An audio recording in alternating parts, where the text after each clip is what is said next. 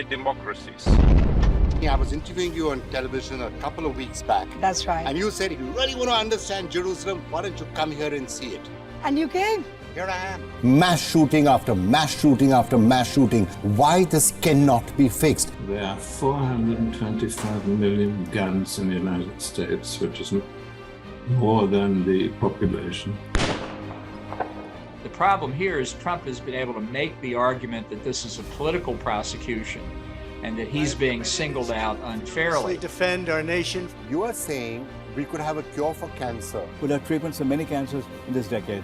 And they're going to come from India. Downside is that it could potentially wipe us out. But let's start with the upside first. The upsides are absolutely enormous. The potential uses of this are almost unlimited. I only discovered AutoGPTs about a week ago and started writing about them. And after I started writing about them, Jeff Bezos followed me on Twitter and all kinds of crazy amounts of people have been contacting us. The show where we get you the week's biggest stories from around this world.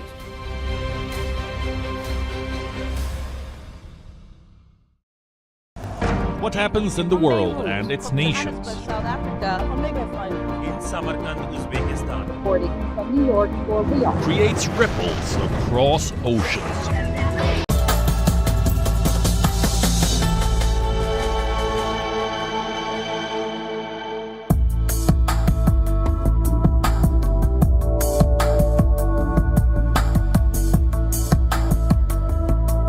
Hello and welcome to the India Story, the one show that global audiences come to for a deeper understanding of the top stories from India week after week. I'm Vikram Chandra, and tonight would be incomplete without a salute to the team of scientists at ISRO who've created history by not just landing on the moon, but doing so in a remarkable and in a cost-effective manner. India made a soft landing on the south pole of the moon, well, next to the south pole of the moon, on August the 23rd at 6:04 p.m. And that is our special focus on the show tonight, with top guests from ISRO joining in to explain what this historic achievement means for India, for India's future space programs, and possibly for the world. Also on the show, Prime Minister Narendra Modi has been busy at the BRICS summit at Johannesburg. The group has agreed to let 6 more countries in: Argentina, Egypt, Ethiopia, Iran, Saudi Arabia, and UAE. They're all going to become part of the collaborative structure. But the decision does raise questions about the emergence of a new global order. Is this going to be a contender in some sort? And what exactly will be the role that India will continue to play in BRICS and in other groupings like this? With the G20 summit just around the corner, what message are these countries sending to the rest of the world, and more prominently to the global north? We're going to be analysing all these aspects shortly. And finally, Gadar 2, the sequel to the super hit Gadar, is grossing big numbers at the box office with 500 crores and counting. We speak to Anil Sharma, the director of the film, a little later in the show. But before all of that, a quick look at some of the stories that have been making the headlines this week. Indian Prime Minister Narendra Modi and Xi Jinping discussed briefly the border standoff between India and China during an interaction on the sidelines of the BRICS summit at Johannesburg. The Indian Prime Minister conveyed to the Chinese President India's concerns on the unresolved issues along the line of actual control in eastern Ladakh. That conversation, of course, wasn't a formal sit-down meeting. It was a brief interaction on the sidelines. The Foreign Secretary Vinay Quatra said that Prime Minister Modi underlined that the maintenance of peace in border areas and respecting the LAC are essential for the normalization of India-China relations. And clearly, those relations are far from normal right now. There is certainly cold vibes that could be felt even at the BRICS summit, in view of the fact that there wasn't actually any formal sit-down bilateral meeting.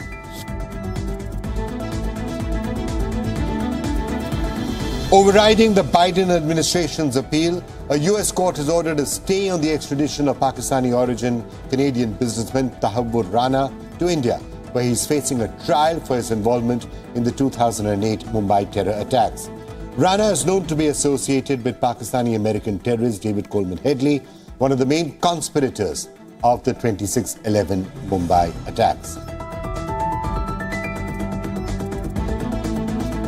United World Wrestling, the world governing body for wrestling, has suspended the Indian Wrestling Federation after it failed to conduct presidential elections within the 45-day deadline. This means that Indian wrestlers will not be allowed to compete under the Indian flag at upcoming events. WFI's elections were originally slated for June, but then protesters from wrestlers against the WFI chief over sexual harassment allegations have caused multiple delays in the process, leading to a rather embarrassing situation. In some great news, India's Ramesh Babu Pragnananda, a 18-year-old chess prodigy, created history this week by becoming the youngest ever to reach the Chess World Cup final. While he eventually went down to world number one Magnus Carlsen in the tiebreaker of the summit clash, he did qualify for the candidates tournament, becoming the first Indian after Vishwanathan Anand to reach that coveted tournament. Big budget blockbusters RRR, Gangubai Kathiawadi and Sardar Udham Singh swept the 69th National Film Awards with 6 and 5 awards each in various categories. Bollywood actors Alia Bhatt, Kriti Sanon and Telugu star Allu Arjun backed the top individual honours. However, a political controversy then broke out over the jury's decision to award the best film on national integration to the movie Kashmir Files, which is of course based on the Kashmiri Pandit exodus from the Kashmir Valley in the 1990s. And now the big focus this week on the India story, because it was a big week for the India story, literally soaring all the way to the moon. Google made a doodle about it. World leaders hailed it. The international media from the BBC to the Washington Post covered it extensively. Even Pakistani news outlets put it on the front page. On the evening of August the 23rd, the ISRO, the Indian Space Agency, shone as bright as the moon, no pun intended. 4 years after the Chandrayaan 2 mission ended in some heartbreak, history was scripted by its successor, with the Chandrayaan 3 operating successfully and the Vikram lander landing successfully on the moon. India has become the first nation ever to reach the moon's south pole. India is also part of an exclusive club of just 3 other nations to have successfully done a soft landing on the lunar surface. In his first comments, Prime Minister Narendra Modi said this was an achievement for all of humankind. And since he was in South Africa for the BRICS summit at the time, he was seen sharing the news with other world leaders there. Here's how it all went down, and also what's happening next.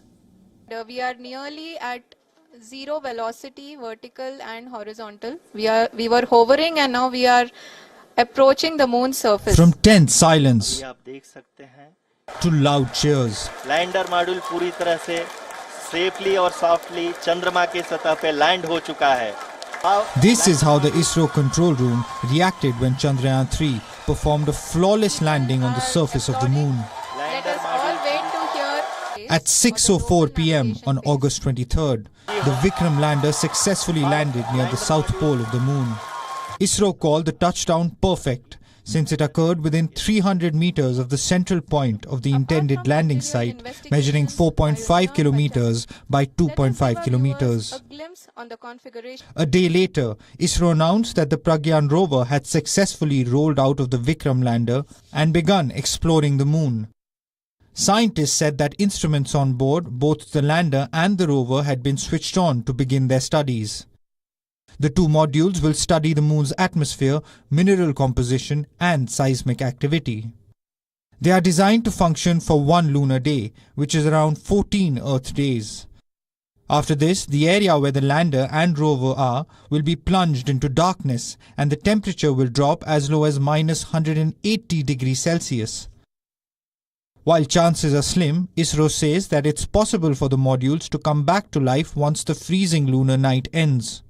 Whether or not Vikram and Pragyan survive, India's presence has been tattooed on the moon's surface. The rover's rear wheels have an imprint of India's national emblem and ISRO's logo, and India's name has literally been stamped on the celestial body. And for more on that, we're now being joined by Madhavan Nair, the former chairman of ISRO. Sir, thanks so much for joining us. Now, one of the major things that's got a lot of people's interest and attention is the cost. How has India been able to do this at such a low cost? And by the way, has that always been the ambition since the time when you were the chairman of ISRO, to do things at a very frugal way? Well, certainly the Indian space program is very cost effective. There are several reasons for it. One is the long-term vision and the goals what ISRO sets and work in a systematic manner to achieve those goals.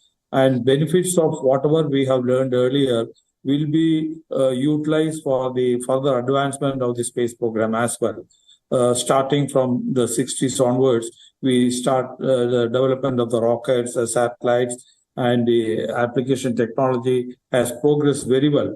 And whatever we have learned in the lessons in that has been reused in various ways. The second, of course, is the homegrown technology.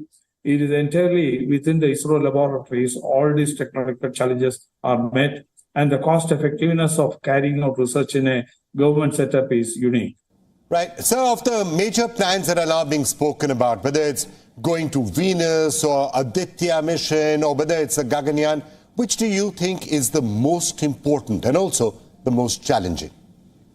Well, all these programs are important and really equally challenging, especially the Gaganyaan program, where we are having an ambitious goal of developing a capsule which can carry 3 astronauts to the low Earth orbit, sustain them for about a week or two, and bring them back safely, is going to be the most challenging assignment for ISRO in the near future. And let's now get some more perspective on that from Professor Arup Dasgupta, former Deputy Director of ISRO. Professor Dasgupta, great talking to you, because now the euphoria is going to give way to the actual science. And I wanted to really spend some time with you to understand the science that is now going to be done. What are going to be the key highlights of this mission in the days ahead? Well, as you know that actually there are 3 elements of the whole Chandrayaan-3. The first, of course, is the what we call as the propulsion module, which incidentally also has a sensor. Then we have the Vikram lander, which has, I think, 3 major sensors. And then we have the Pragyan rover, which has 2 major sensors. So why the moon is interesting to us now is that there are possibilities of starting a moon base. A moon base from where we can then jump on to other planetary explorations. If you want to set up a moon base, then what do you need? So all the efforts that the Chandrayaan-3 is going to put in is essentially trying to find out what are the things that are there.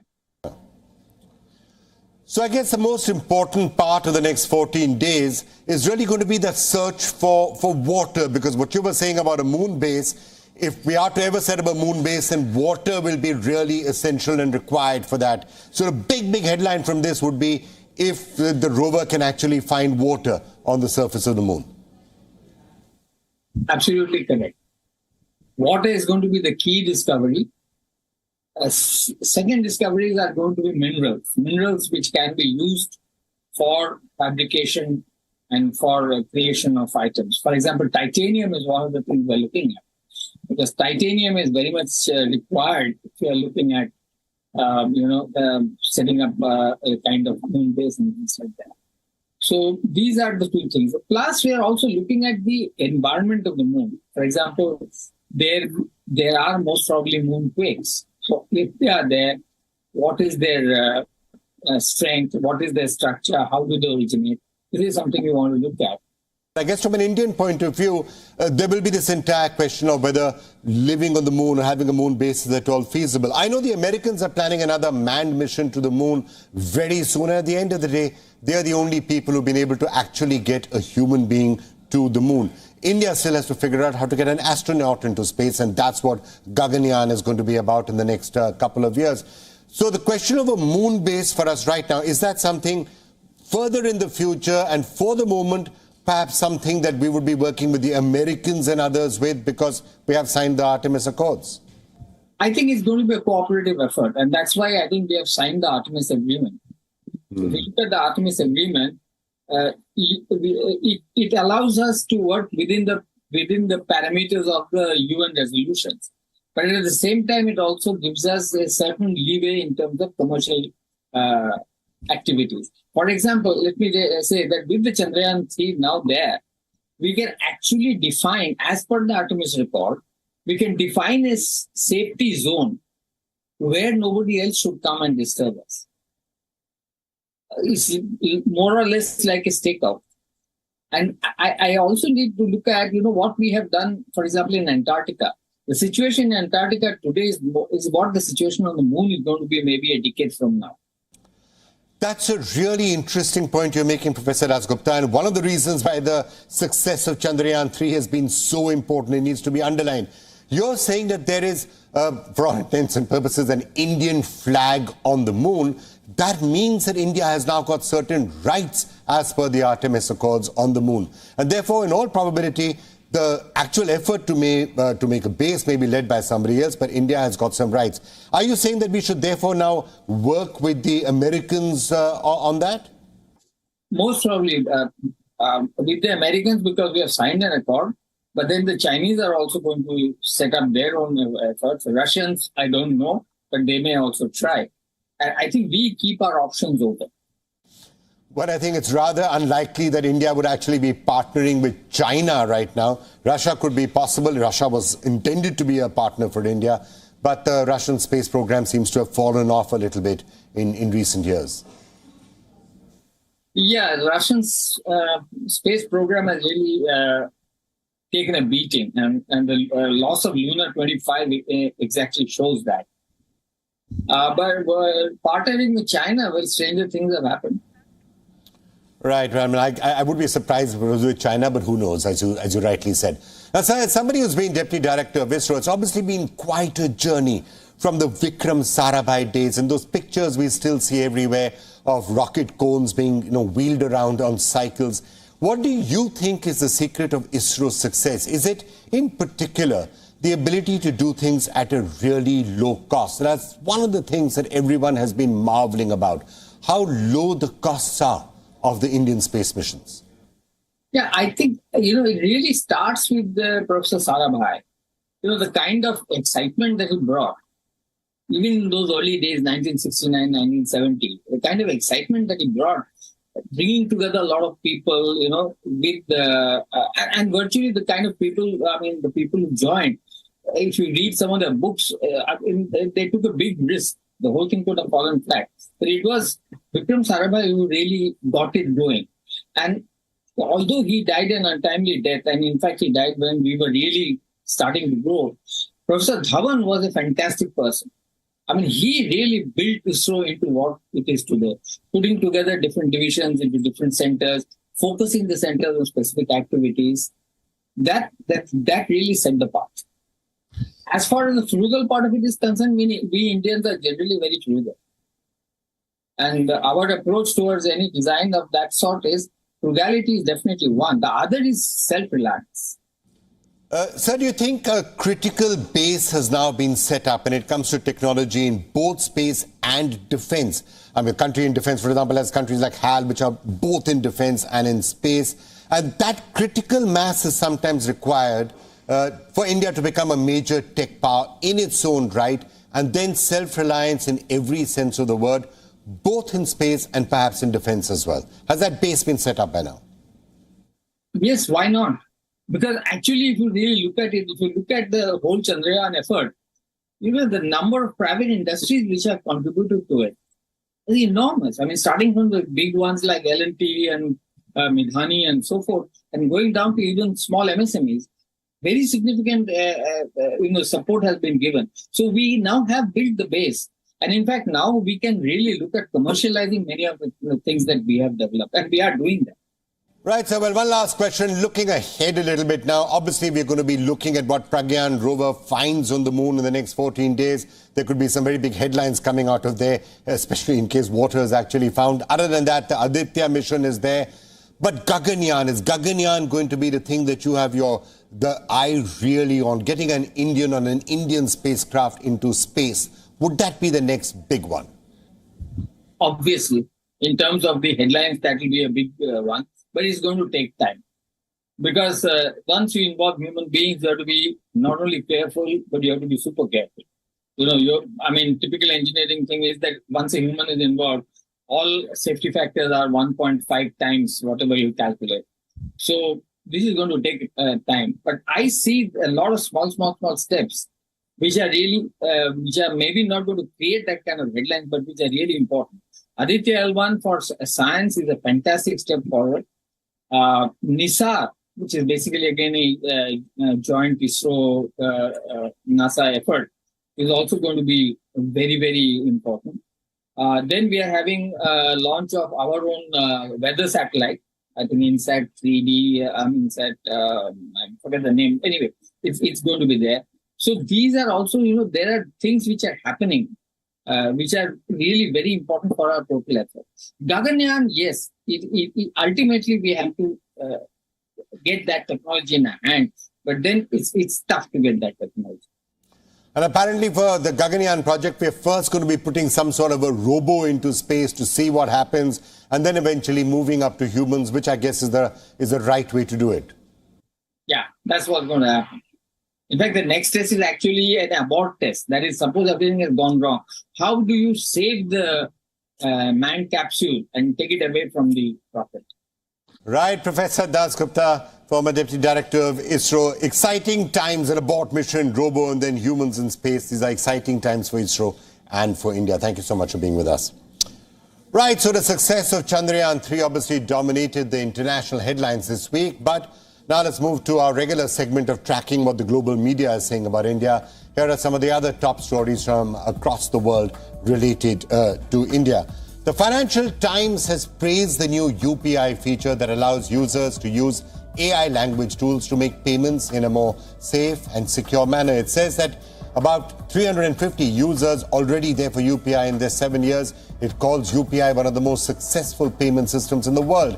And it says that to expand its reach and bridge the urban-rural digital divide is really crucial. And it says that the new feature could prove to be a game changer in that. So UPI getting some more good press.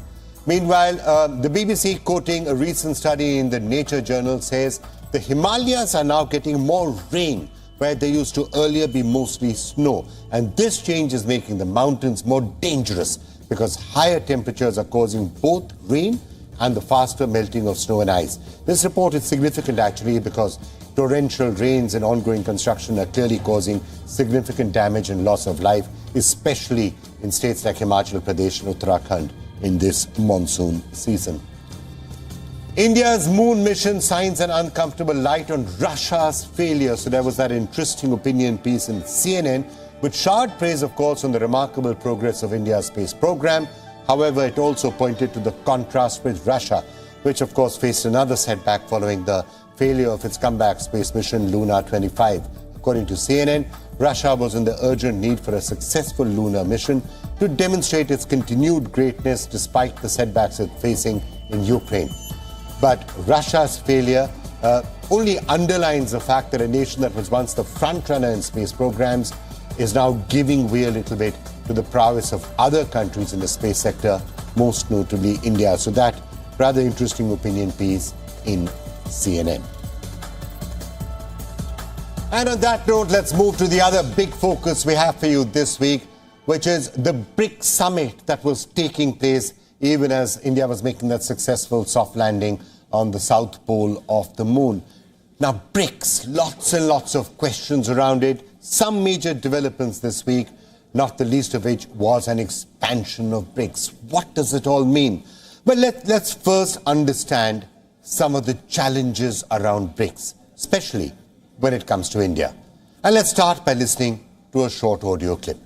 जो जहाँ पे आपको movement नजर आती है, बंदा जिस छत पे चल रहा है, कोई आ रहा है जा रहा है, उसको फाइट ठोको, उसे नहीं पता यहाँ पे क्या हो रहा है। इंशाल्लाह। तो जो जहाँ पे आपको मूवमेंट नजर आती है, बंदा जिस छत पे चल रहा है, कोई आ रहा है जा रहा है, उसको फाइट ठोको, उसे नहीं पता यहाँ पे क्या हो रहा है।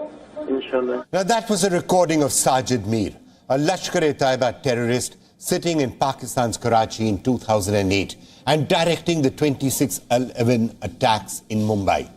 India played that clip virtually in front of the entire world at the United Nations General Assembly in June this year.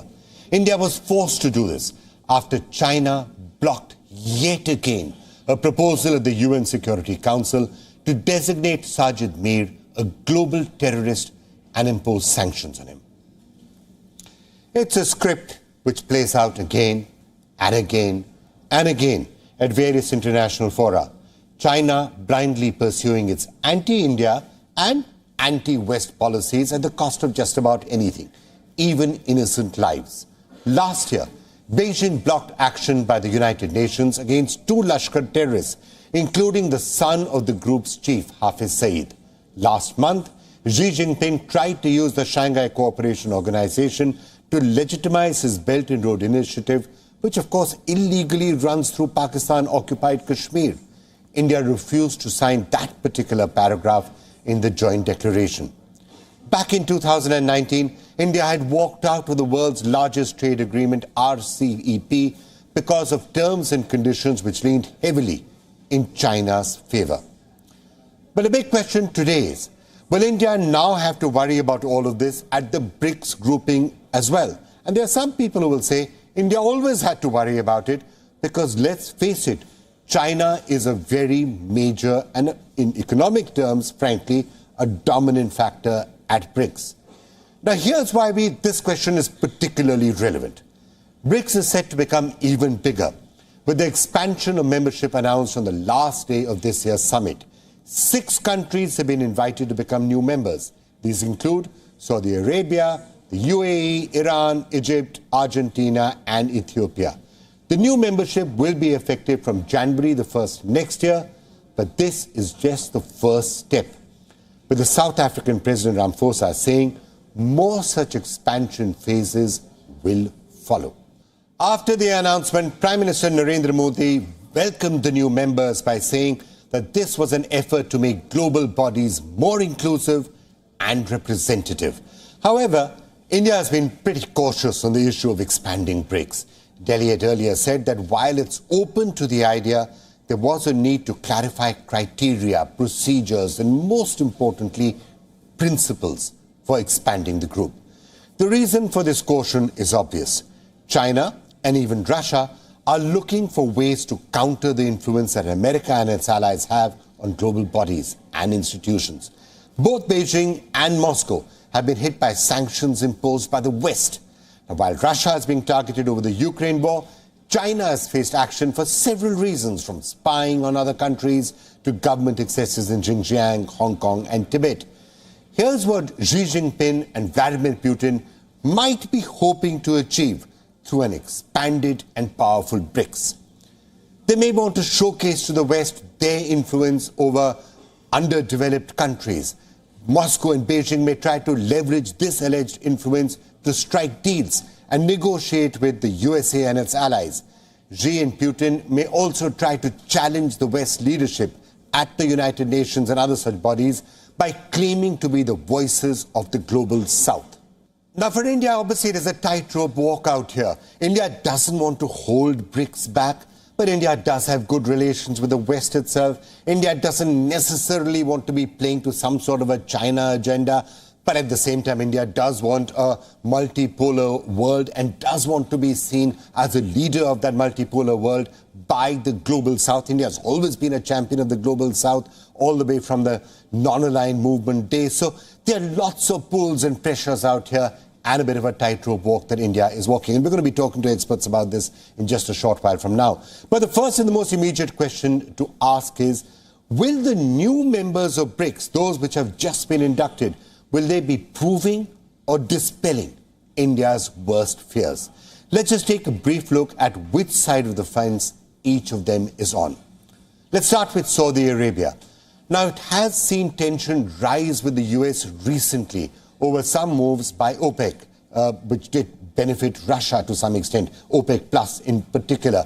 Of course, Saudi Arabia has been an American ally in the past. So again, it's trying to do its own balancing act in some sort or the other. Meanwhile, China recently brokered the resumption of ties between Riyadh and Tehran. So that's another factor that has to be kept in mind. There have also been some differences between Saudi Arabia and USA over the question of human rights as well as over the murder of Jamal Khashoggi.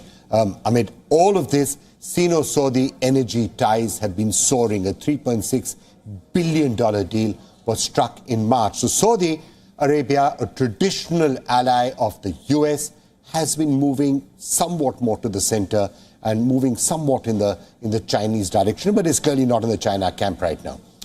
Next, let's take a look at the United Arab Emirates, which has been unhappy with the US over its inaction when it comes to Iran, Egypt and Syria. The Middle East power has also been growing closer to Russia since the start of the Ukraine war. And another blow to the US in the region, the UAE said it had withdrawn from the America-led combined maritime forces. But at the same time, it should be remembered that the UAE has always had very close relations with the Americans. And of course, it's also part of, for example, this new grouping that has been just set up, I2U2, which stands for Israel, India, the USA and the UAE. So another balancing act happening out there. Now, Iran's an interesting question and an open book there. Tensions with America over its nuclear program have been exacerbated by face-offs in the Strait of Hormuz. Meanwhile, Tehran has been accused of supplying attack drones to Russia for use in the Ukraine. Iran also relies economically and diplomatically on China, so no real question over which side of the fence Iran actually stands. The fourth new member, Egypt. Now, it has been one of the top recipients of American aid in the past, but it is China which is now a major part of the project to build the new Egyptian capital. Egypt's dependence on the US dollar has also backfired somewhat since the Ukraine war began. Meanwhile, Russia is building Egypt's first nuclear power plant. So, balanced category, I guess. The USA's neighbor to the south, well, some distance to the south, Argentina. Now, that's another interesting case. It's battling hyperinflation, and it has been struggling to make debt repayments to the IMF, in which the US is a dominant force. Meanwhile, China has been striking yuan currency swap lifelines and a $3 billion infrastructure and lithium deal with Buenos Aires. Balancing act again. Finally, Ethiopia, which has been engaged in a confrontation with America for alleged war crimes in Tigray. Now, to gain strategic advantage, China has criticized American sanctions on Ethiopia and has also pledged reconstruction aid for war-torn areas. So all of these countries are, I would say, in the balance zone. Some of them are drifting away from America and closer to China. But does India need to worry? Not necessarily. India does have close ties with most of these new BRICS members. Egypt, UAE, Saudi Arabia, all are close allies of India. They've conferred their highest honors on Prime Minister Narendra Modi in recent years. But of course, there are hurdles too. Iran has accused India of making slow progress in the Chabahar port. India has also stopped buying Iranian oil due to the threat of US sanctions, but China continued to buy it. Meanwhile, in May this year, Egypt joined Saudi Arabia and China, along with some other countries, in skipping the G20 event held in Kashmir, which wasn't necessarily a good sign to New Delhi. Now, China may try and play on all of these tensions to try and ring-fence India at BRICS too. And this is more or less a given the chill in relation between Delhi and Beijing right now, which show no signs of easing up. This phase, of course, started with China's military aggression in Ladakh in 2020. And 19 rounds of military-level talks have been held since then to try and defuse the crisis, but progress has been limited. China is showing no signs of stepping back. The last round of discussions were held just days before the BRICS summit began, but without any concrete outcome. Now, this year's BRICS summit, the Chinese President Xi Jinping was very combative against the West. Without naming America, Xi Jinping said that a country which is obsessed with maintaining its hegemony has been going out of its way to cripple emerging markets and developing countries. He added that BRICS is not creating bloc confrontation, but will help make the international order what he called just and equitable. Xi also said that BRICS will continue to grow despite any resistance. The Russian President Vladimir Putin was also very vocal against the West, claiming that de-dollarization of economic ties between BRICS countries was irreversible and was gaining momentum. These statements essentially show the vision that Russia and China have for a bigger BRICS grouping. They would like it to be an anti-West grouping of some sort or the other. Now, at this year's summit, India may have been able to walk the tightrope and avoid a fierce confrontation with China. This is because just weeks from now, India will be hosting the G20 summit. All the original BRICS nations are part of G20. India will be looking to ensure full attendance of all G20 leaders at the summit, including Vladimir Putin and Xi Jinping.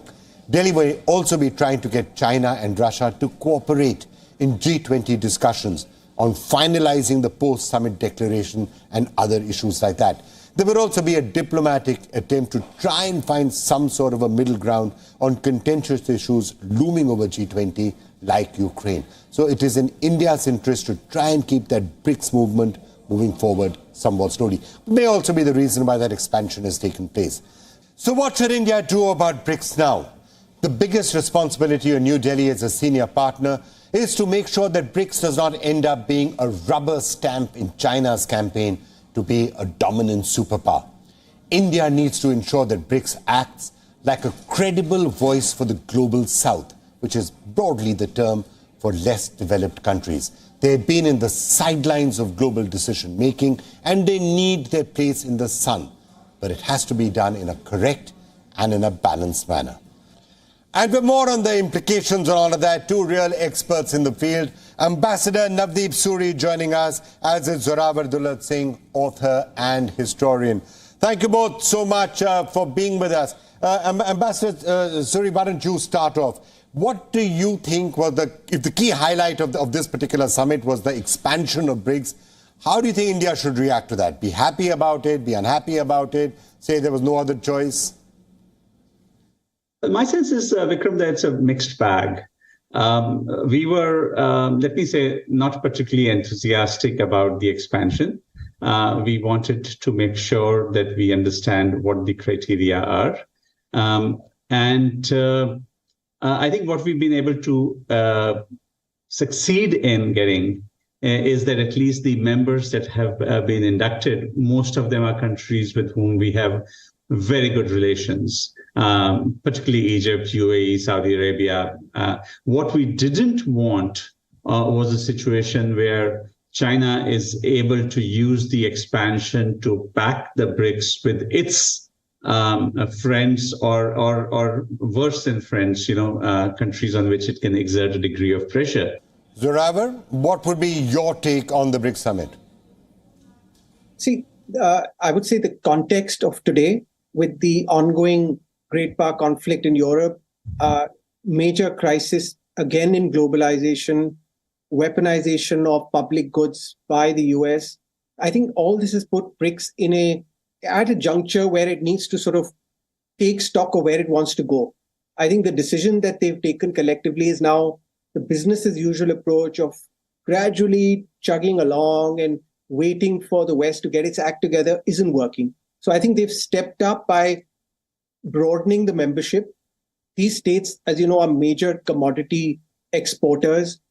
It also links up the decision to take these specific states will also help in de-risking the global financial system. So there's a little bit of that, not say de-dollarization, but a dollar plus system where you're going to have a critical mass of economies that can now choose to do something else with the revenues that they get from the export. So that's happening. But I think on the whole, India would have liked to perhaps slow it down to some extent. But I think ultimately the choice is, if you want a multipolar, interconnected world, you're going to have more actors come on board with you. And I think that was the call of the time, really. Zorawar, there's this perception that India may want to slow things down with BRICS just a little bit. Is that essentially because India doesn't want a China-dominated organization to be really, gathering too much traction? And let's face it, China, at least economically, does have a lot of weightage when it comes to BRICS. China does try to use that in other groupings as well, like SCO. So is that really the reason why India has to walk that tightrope walk? It doesn't want a China-dominated organization. So this is one of the, I would say, impressions out there that this is a China-dominated body. But if you look at the charter of BRICS and the way decision-making occurs, it is through consensus. India has a veto power in a sense. I mean, it's not going to use it just brazenly. It wants a constructive solution. So this is the opposite of the Bretton Woods. You had a major superpower that would get its job done because it had client states. You can't say that about the BRICS. I mean, no matter what you say about the other states other than China, they're all proud, strong, independent states, right? There may be an asymmetry of GDP, but there's enough capacity, national capacities. So I would say a BRICS, even with 10 members, will still have the basic framework. I would actually flip the question and say, why are the Chinese doing this by restraining what they could do on its own? And the reason for that is very simple. They cannot, because of a variety of reasons, have the type of influence that they have in a unilateral way. I think some of it is through lessons of the past, but also they simply don't have the soft power or the ability to project their vision of the world in a unilateral way. So they have to, in a sense, compromise. They have to be in a multilateral setting. So they're investing in this for the same reason that we are. Right, Ambassador Suri, on the question of what I think China may have wanted or Russia would have wanted is to set up this entire organization as something which is in direct opposition to the West, right? The anti-West or the not West is what they would have probably preferred. Now, they've been able to get Iran into BRICS also, which may well want the same thing, something which is anti-West. But that has to be counterbalanced by the fact that countries like India and perhaps the UAE and Saudi Arabia aren't necessarily hostile to the West either. So I think if you use two expressions and they are not the same, it is not anti-West, it is not the West. It's an alternate perspective on a lot of issues. And I think the reason why we've seen a fair bit of give and take during this summit is because there's a recognition amongst the five founding BRIC members now, you could say, or the four, and South Africa as the fifth, that we have a unique window of opportunity over the next 2 years. This is the first time that you had India as a BRICS member taking the G20 presidency. Brazil is next, and after that is South Africa. And the fact that the three members of BRICS back to back for 3 years have an opportunity to shape some of the discourse in G20 and create a degree of convergence on multilateral financial institutions, on payment mechanisms, on climate finance, on a whole host of issues that matter to the global South. I think that is the perspective of not the West, that you can't have all these large organizations or select organizations dominated only by a Western perspective. There is an alternate view which matters. Right. Zurab, it's also interesting to look at what didn't happen, right? The currency, the talk of there'd be some sort of a BRICS currency. That has not happened. And clearly, relations between India and China are still being somewhat frosty. There was a meeting on the sidelines that did happen, but not some sort of a formal sit-down, detailed conversation. Yeah, so coming to the India-China bit, I think that's a work in progress in a sense. I think both sides are trying to see if they can stabilize the border crisis, but that I don't think we should link that here. I mean, if it at some stage it may happen, might not happen, and I think both sides are holding on to their positions. They might adjust them. On the dollar bit, yes, to have a common currency, which was sort of painted as the ultimate benchmark of a non-dollar system, I think that's obviously complicated. These countries are not like the European Union, where they've ceded almost everything to a supranational authority in Brussels, which then reports to Washington, right? So these are sovereign states. They want to protect their central banks. So they will have to find different ways to create this de-risk system. Part of it is happening through trade in your local currencies, which frankly has already begun. It's just the scale will increase. Now, it's actually to be interesting to be seen how Saudi Arabia, Iran, which are major commodity producers and exporters, how they will denominate their exports. All right, last word from you, Ambassador Suri. Where does BRICS go from here? But I just, because there's such an important point about the BRICS currency. I think the reason it's way too early for that is that there isn't any kind of consensus at this point of time amongst the members on what form would it take. And the Chinese clearly have been pushing it because in their matrix, it would be a yuan-dominated currency, and that's something that's not acceptable to several other players. I think where we are heading is many more bilateral trading arrangements, and I think something that hasn't really caught people's attention is that India and UAE have done their first oil trade worth $62 million. Respective local currencies, and that's quite a big deal, actually. And if that's the pathway where commodity trading happens, you will probably see not the de-dollarization, but at least a progressive slide down of the dollar. Where does it go from here? I think the expanded BRICS, when it meets next year, and when the meetings of the various working groups start from January. It will create new avenues for these countries. It will give more weight to the formulations that we put forth, whether in New York or in Geneva, whether in WTO or in other places. So I think there's a positive note on which I think this particular summit has ended. All right, I'd like to thank both of you for those really, really valuable insights into what's been happening at BRICS. And finally, it's been one of the most talked about films in India in recent months. And actually, it's been a really fantastic year, hasn't it, for the Indian movie industry. Now, movie buffs say that this film, when released way back in 2001, 22 years ago, was not just another film, but an emotion on them. The sequel to the movie, Gadar, is back and has brought with it tons of nostalgia, the magic of Tara Singh, and, well, crores and crores and crores of rupees at the box office.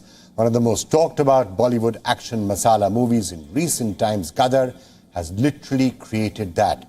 A Gadar, or havoc, at the box office. It's smashing records set by many other blockbusters like Bahubali and Dangal, and is by far the biggest second-week grosser. The film already has its 500 crore rupee mark in the kitty, and by the looks of theatres running houseful, it seems like it's just the start. Gadar 2 ended with an ambiguous to-be-continued message. Does that mean Gadar 3 is on the cards? Let's now ask the director himself. It's a great pleasure to be joined by Anil Sharma, the director of Gadar.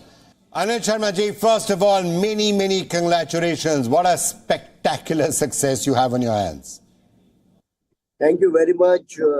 It's God's blessing and the people's love for Gadar 1, and that's why Gadar 2 has such a magnificent opening and start, and people are loving it, and I'm really thrilled and enjoying it. That God has given. The people wanted me to do Gadar 2, and I delivered what they wanted, and I'm really happy for that. Yes, people wanted to do Gadar 2, but we waited 20 years for the sequel. Why did you wait for so long? Were you thinking that people perhaps have forgotten about Tara Singh? गदर को तो लोग भूले ही नहीं थे. तारा सिंह जितना समय जा रहा था, तारा सिंह और उनके दिल में उतरता जा रहा था, जीते और उनके दिल में उतरता जा रहा था. Sakina was going in deep into their hearts, and the only reason why I never wanted to just choose the Gadar, I just never wanted to encash the Gadar. I just wanted to deliver the Gadar to the real Gadar story, the continuation of Gadar, the Katha continues. So I wanted a story which I was trying to develop it, but it was not developing. One fine day, it happened. Right, sir. Well, would you have still made that particular sequel if Sunny Deol or Amisha had not agreed to do it after such a long time? How can I make without Tara Singh? I cannot make. Tara Singh has to be Tara Singh. But if you deliver the story, if you actor की कमजोरी क्या है कहानी? अगर the moment he loved the story,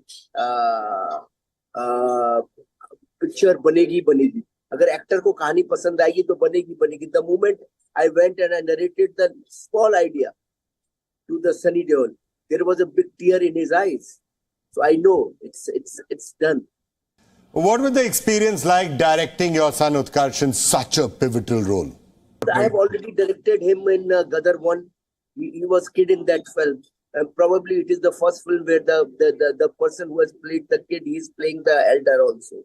So, on the contrary, it was good.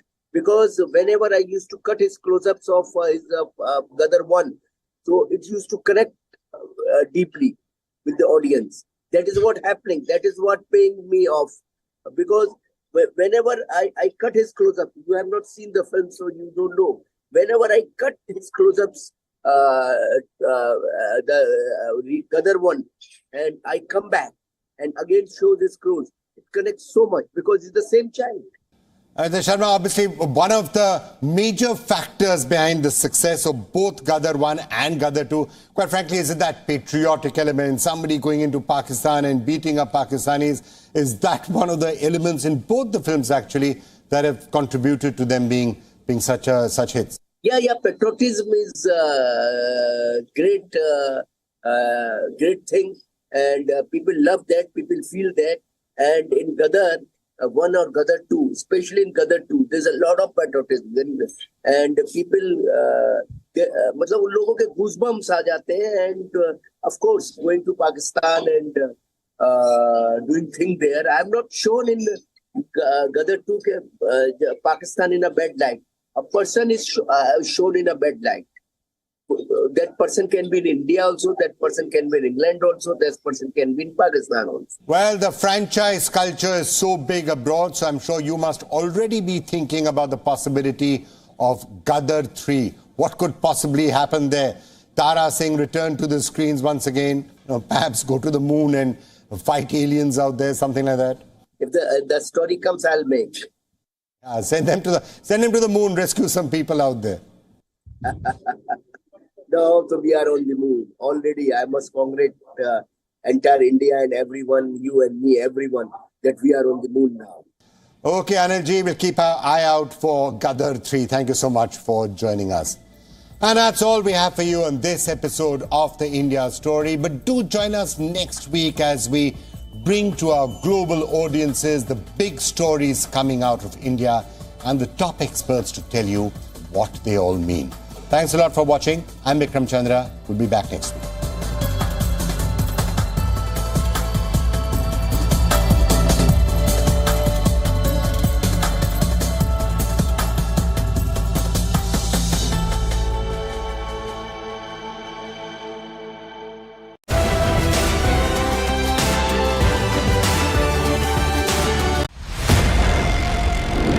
It's easy to tell you a flat story.